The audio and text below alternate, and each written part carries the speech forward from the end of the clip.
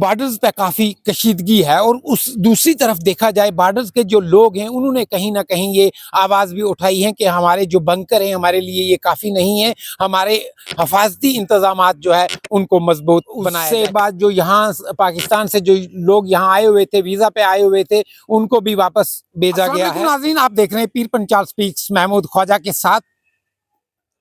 پہلگام میں جو سانحہ ہوا، جو پہلگام میں دہشت گردانہ حملہ ہوا، اس کے بعد حکومت ہند نے کافی ایسے اقدامات اٹھائے تاکہ دہشت گردی پہ قدغن لگایا جائے۔ آج پھر ایک فیصلہ مرکزی سرکار نے لیا ہے، جس میں یہ فیصلہ لیا گیا ہے کہ حکومت ہند نے ہندوستان میں پاکستان سے ہر قسم کی اشیاء کی درآمد اور ترسیل پر عائد کی پابندی۔ یاد رہے کہ دہشت گردی کو ختم کرنے کے لیے، جموں کشمیر میں امن و امان کے لیے مرکزی سرکار نے یہ ایک اور بڑا فیصلہ لیا ہے۔ سلامتی اور عوامی پالیسی کو ذہن میں رکھتے ہوئے حکومت ہند نے پاکستان سے تمام قسم کے سامان کی درآمد پر فوری اثر سے پابندی لگا دی ہے۔ اس پابندی کا اطلاق پاکستان سے اس سامان پر بھی ہوگا جو ہندوستان کے راستے کسی اور جگہ بھی بھیجے جا رہے ہیں، یعنی جو سامان یہاں سے یا پاکستان سے ادھر آتا تھا ڈائریکٹلی، اس پہ بھی، اور کسی اور راستے سے پاکستان اگر کسی اور ملک میں بھی سامان ہندوستان کے راستے سے بھیج رہا تھا، اس پہ بھی پابندی لگائی گئی ہے۔ صنعت و تجارت کی وزارت کی agency directorate general of foreign trade کے جاری کردہ نوٹیفیکیشن کے مطابق پاکستان سے آنے والی یا برآمد ہونے والی تمام اشیاء کی براہ راست یا بالواسطہ یا ہندوستان کے راستے ایسے سامان کی آمد و رفت پر کل سے پابندی عائد ہوگی۔ یاد رہے کہ جیسے میں نے پہلے بھی ذکر کیا، چاہے وہ ہندوستان کے راستے سے کہیں اور کسی اور ملک میں جو سامان پاکستان کی طرف سے بھیجا جا رہا ہے، یا ہندوستان میں پاکستان کی طرف سے کوئی سامان آتا ہے، کل سے اس پہ پابندی ہوگی۔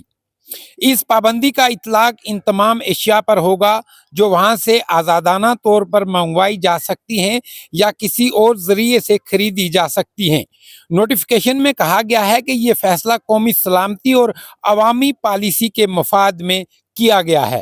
اس فیصلے پر عمل درآمد کے لیے فارن ٹریڈ پالیسی 2023 میں ضروری ترامیم نوٹیفائی کی گئی ہیں۔ اس پابندی کے کسی بھی متبادل کے لیے حکومت سے اجازت درکار ہوگی۔ واضح رہے کہ جموں و کشمیر کے پہلگام میں پاکستان کے دہشت گردانہ حملے کے بعد ہندوستان نے پاکستان کے خلاف کئی سخت پابندیاں عائد کی ہیں۔ اس سے پہلے ہم پانی پہ پابندی جو ہے وہ عائد کی ہے، اور بھی کئی امور پہ پابندیاں عائد کی ہیں، اور اس سے بعد جو یہاں پاکستان سے جو لوگ یہاں آئے ہوئے تھے، ویزا پہ آئے ہوئے تھے، ان کو بھی واپس بھیجا گیا ہے۔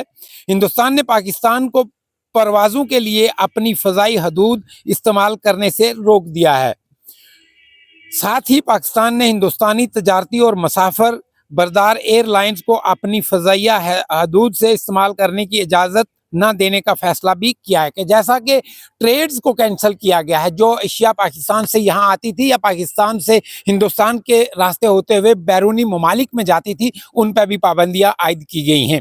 اسی طرح ایئر لائنز پہ بھی پابندیاں عائد کی گئی ہیں کہ ہندوستانی حدود میں پاکستان کے فضائیہ طیارے جو ہیں وہ نہیں اڑان بھر پائیں گے، وہ اس لیے کہ یہ جو پہلگام میں دہشت گردانہ حملہ ہوا، جس میں 26 سے زائد بے گناہ لوگوں کی جانیں گئی، اس کو مد نظر رکھتے ہوئے یہ ہندوستان کی حکومت نے یہ اقدامات اٹھائے ہیں۔ اور یاد رہے کہ کشمیر میں کل سے تلاشی مہم جو ہے یہ بھی زوروں پہ ہے، اور کافی لوگوں کو زیر حراست میں لیا گیا ہے، اور کچھ لوگوں کو جو اوور گراؤنڈ ورکر اس وقت جیل میں ہیں، ان کو بھی پوچھ گچھ کے لیے ریمانڈ پہ لیا گیا ہے۔ آنے والے وقت میں دیکھنا ہے کہ کس طرح سے جموں کشمیر میں امن و امان لانے کے لیے مرکزی سرکار کیا اقدامات اٹھائے گی۔